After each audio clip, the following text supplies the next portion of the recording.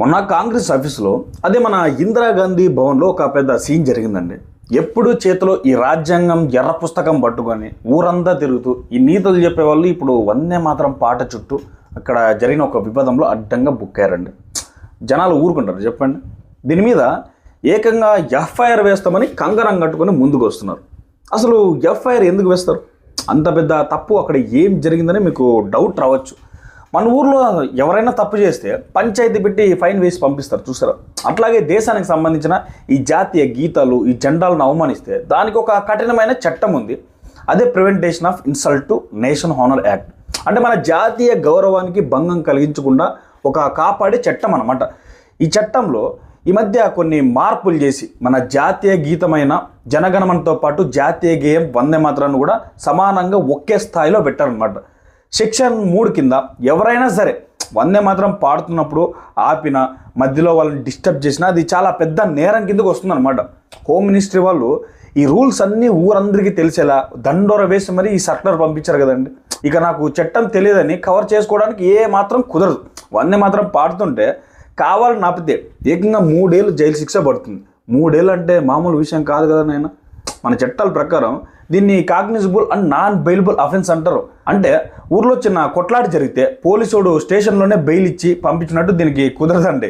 పోలీసులు డైరెక్ట్గా ఎఫ్ఐఆర్ రాసే పవర్ ఉంటుంది. బెయిల్ కూడా అంత ఈజీగా దొరకదు. సరాసరి తీసుకెళ్ళి లోపల వేయచ్చు అనమాట. ఇంతకీ ఈ ఉచ్చులో ఇరుక్కుంది ఇంకెవరైతే కాదండి, కాంగ్రెస్ పెద్దమ్మ సోనియా గాంధీ గారు.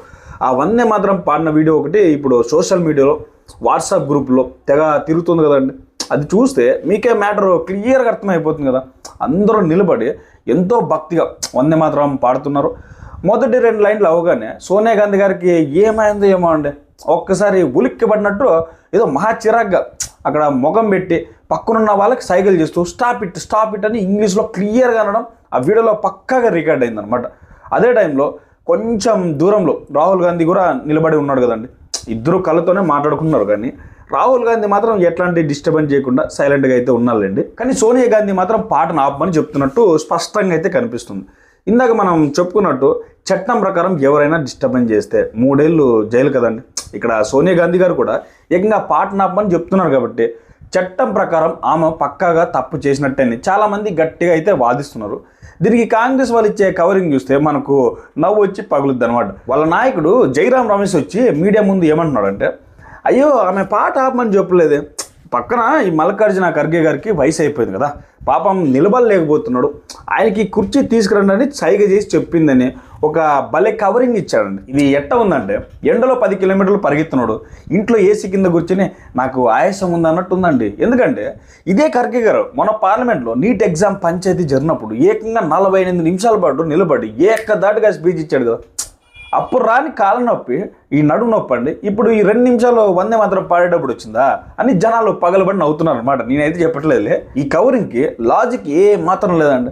నిజంగానే కుర్చీ కావాలంటే పక్కనున్న వాళ్ళకి మెల్లగా సైజ్ చేసి చెప్పొచ్చు కదా. అంతేగాని అందరూ ఎంతో భక్తిగా పాడుతున్న పాటను ఆపమని చెయ్యి ఊపుతూ గట్టిగా స్టాప్ ఇట్ అని అరవాల్సిన అవసరం ఏముందండి చెప్పండి.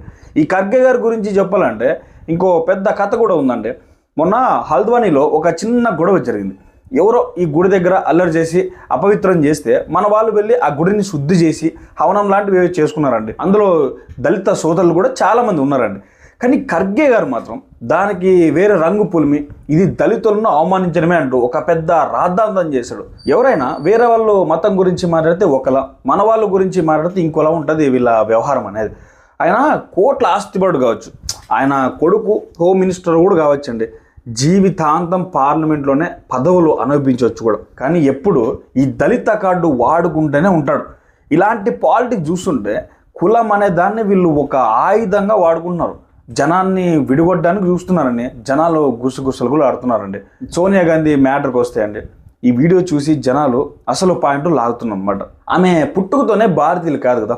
ఇటలీ నుంచి వచ్చిన ఆవిడకి మన జాతీయ గీతలు మన దేశభక్తి గురించి ఏం తెలుస్తుందని గట్టిగా అంటున్నారండి. ఈ మట్టి మీద పుట్టిన వాళ్ళకు ఉండే గౌరవం బయట నుంచి వచ్చిన వాళ్ళకి ఎలా ఉంటుంది?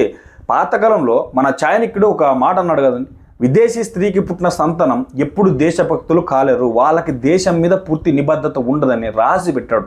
ఇప్పుడు సోనియా గాంధీ చేసిన పని చూస్తుంటే ఆ మాట 100% నిజమే అనిపిస్తుంది కదా, చెప్పండి. అమెరికా లాంటి పెద్ద దేశాల్లో చూసుకుంటే వాళ్ళ దేశంలో పుట్టిన వాళ్ళు మాత్రమే ప్రెసిడెంట్ అవ్వగలిగే రూల్స్ ఉన్నాయండి. బయట నుంచి వచ్చిన వాళ్ళు అక్కడ సెనాట్ అంటే ఆ ఎలక్షన్స్లో కానీ హౌస్ ఆఫ్ రిప్రజెంటేటివ్స్ లాంటి పెద్ద పెద్ద పదవులు చేపట్టడానికి కానీ వీలు లేదండి. మన దగ్గర కూడా అలాంటి చట్టమే తీసుకురావాలని జనాలు గట్టిగా అయితే కోరుకుంటున్నారు. తల్లి కానీ తండ్రి కానీ విదేశీయులు అయితే వాళ్ళ పిల్లలు మన దేశంలో పెద్ద పెద్ద పదవుల్లో ముఖ్యంగా అండి ఈ పార్లమెంట్లో కూర్చోవడానికి వీలు లేదని మన సిటిజన్స్ యాక్ట్లో మార్పులు అయితే చేయాలి. ఈ మున్సిపాలిటీ ఎన్నికల్లో లోకల్ బాడీస్లో పోటీ చేసుకొని కానీ దేశ నెల స్థానాల్లో చట్టాలు చేసే స్థానాల్లో వాళ్ళు ఉండకూడదండి. నిజంగా నన్ను అడిగితే సోనియా గాంధీ లాంటి వాళ్ళు మన జాతీయ గీతాన్ని అవమానించే తీరు చూశాక జాతీయ భద్రత దృష్ట్యా ఈ రూల్స్ ఎంత అవసరమో ప్రతి ఒక్కరికి కళ్ళ కట్టినట్టు అర్థమవుతుంది కదా. కానీ ఇదంతా చూసి కాంగ్రెస్ నాయకులు మాత్రం లోపల తెగ సంబరపడిపోతున్నారండి. ఎందుకంటే ఇలా చేయడం వల్ల వాళ్ళు ఓట్ బ్యాంక్ అయినా ఈ మైనార్టీలకి ఒక స్ట్రాంగ్ మెసేజ్ ఇచ్చినట్టు అవుతుందని వాళ్ళ ఫీలింగ్ అనమాట. చూసారా, మేము మీకోసం మీ ఓట్ల కోసం మన దేశపు జాతీయ గీతాన్ని కూడా మేము ఆపేసాం, మీరు ఎలాంటి పనులు కూడా చేసినా కూడా మేము మీకు అండగా ఉంటామని చెప్పకనే చెప్తున్నారు కదా ఇక్కడ. సో FCRA నిబంధనలను కూడా వీళ్ళు వ్యతిరేకించడంలో కూడా ఇందులో భాగమే కదా. పాత రోజుల్లో నెహ్రూ గారి టైంలో అబుల్ కలాం ఆజాద్తో కలిసి మతం పేరుతో అప్పట్లో ఎంత రాజకీయం చేశారో ఇప్పుడు సోనియా గాంధీ రాహుల్ గాంధీ కూడా అదే దారిలో వెళ్తున్నారండి. వాళ్ళకి కావాల్సింది కేవలం ఓట్లు. ఆ ఓట్ల కోసం దేశాన్ని విభజించడానికైనా జాతీయ గీతలను అవమానించడానికైనా వాళ్ళు ఏం మాత్రం వెనుకరని జనాల్లో గట్టి టాగ్ అయితే నడుస్తుంది. ఒక సామాన్యుడు ఇట్లాంటి తప్పు చేస్తే పోలీసులు ఊరుకుంటారండి, వచ్చి కాలర్ పట్టుకుని పక్క తీసుకెళ్ళి 4 తగిలించి లోపలెత్తారు కదా. మరి ఇప్పుడు ఇంత పెద్ద స్థాయిలో ఉన్న వాళ్ళు తప్పు చేస్తే అండి ఎట్లా చెప్పండి, చట్టం వల్ల చుట్టమైపోతుందా అండి. ఈ FIR మ్యాటర్ కనుక సీరియస్ అయ్యి కోర్టు దాకా వెళ్తే ఈ పోలీసులు ఖచ్చితంగా యాక్షన్ తీసుకోవాల్సిందే కదండి. ఎందుకంటే హోమ్ మినిస్ట్రీ ఆర్డర్స్ చాలా క్లియర్గా ఉన్నాయి. వందే మాత్రం అనేది ఇప్పుడు నేషనల్ యాంథమ్ జనగణమనతో ఈక్వల్గా పూర్తి సమానంగా ఉంటుంది. దానికి ఎలాంటి భంగం కలిగినా శిక్ష తప్పదు. చూద్దాం ఈ FIR వ్యవహారం ఎక్కడ దాకా వెళ్తుందో. సోనియా గాంధీ మీద నిజంగా యాక్షన్ తీసుకుంటారో లేక ఎప్పట్లాగో ఏదో ఒక కవరింగ్ ఇచ్చి ఈ కేసును నీరు గారుస్తారో. సోషల్ మీడియా వచ్చాక ఏది దాగట్లేదని నిజమైతే సో ప్రతి ఒక్కరికి నిజమేంటో తెలిసిపోతుందిలే. సో టైం వచ్చినప్పుడు ఓటు రూపంలో కరెక్ట్గా ఆన్సర్ చెప్తారు. సో వీటి గురించి మీరేమనుకున్నారు కామెంట్ చేయండి. So thank you for watching. జై హింద్, జై భారత్, వందే మాతరం.